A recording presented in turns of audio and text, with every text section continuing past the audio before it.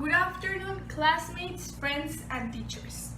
How far do you think machismo and the jealousy are? This day, I have seen myself with the obligation to tell you one of the current problems in our country: feminicide. Perhaps some already saw it coming, but it is a problem that cannot be put aside.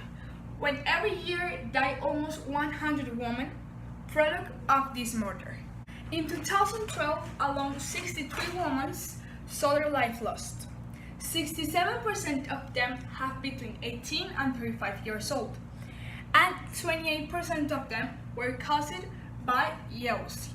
A little while ago, I was struck by a case, that of Miriam Chacon. The relationship between her and Adolfo Peña Garfias, her husband, was always a conflict. On more than one occasion, she was victim of abuse, and her desire to escape it was extinguished with traits from her attacker, such as to go far and not allow her to see her own son. Ironically, the 5-year-old will witness the terrible end of this story.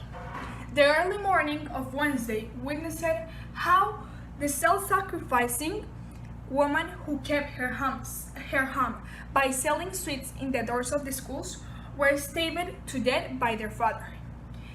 The husband confessed, guess what?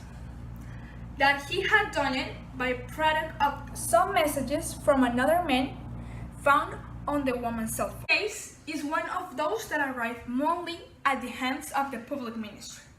And as in many, the main causes that are almost always machismo and jealousy. These are the main factors of the high feminicide index in Colombia. The casing above fits in those parameters. All this doesn't happen from one day to another. Goes through a process that the woman, by submission, didn't say anything on the first occasion, in which a violent act was attempted by the person who caused his death.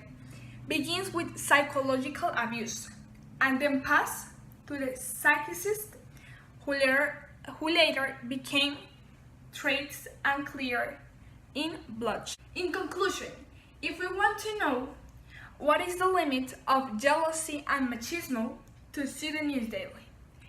Murder by their husbands, woman dies at the hands of a lover, young man goes mad and stabs his girlfriend to greet her friend with a kiss on the cheek.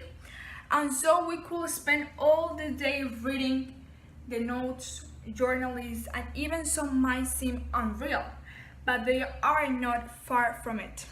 Machismo and jealousy are still the #1 cause of feminicide in our country. The limit of this simply